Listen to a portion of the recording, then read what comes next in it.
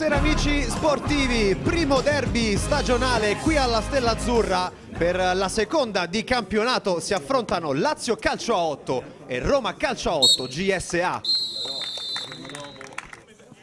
Roma in avanti, il pallone per Patarini, apre il gioco a cercare Guadagno.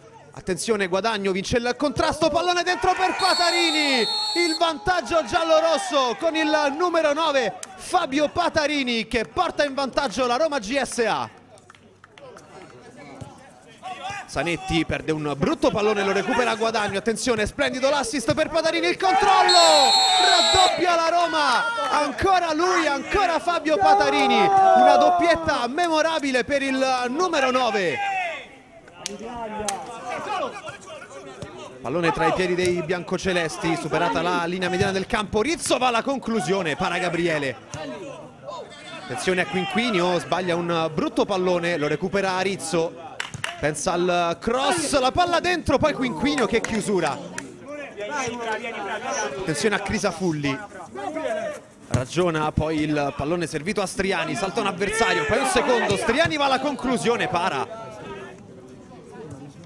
Lazio che prova a ragionare, Bozzetto la mette giù, sbaglia tutto Scatolini, attenzione Ciccolini può andare alla conclusione col destro. Calcio di punizione, batte a sorpresa Quinquinio, attenzione, pallone che arriva dalle parti di Chianese col destro! Che gol di Chianese, il gol del 3-0 che di fatto chiude il match qui alla Stella Azzurra. Bozzetto mette un interessante pallone in mezzo, Sanetti, poi Striani sulla ribattuta. Striani, le finte del numero 7, bello l'esterno a pescare Rizzo, Rizzo col mancino, accorcia le distanze la Lazio Calcio a 8 che non si arrende, bellissimo il gol di Rizzo. Calcio di punizione adesso per i giallorossi, va alla conclusione Ciccolini. Lazio in avanti sulla corsia di destra, cerca la conclusione, attenzione Rizzo con la testa stavolta, doppietta personale anche per il numero 3 biancoceleste che va a sfruttare questo rimpallo al centro dell'area di rigore.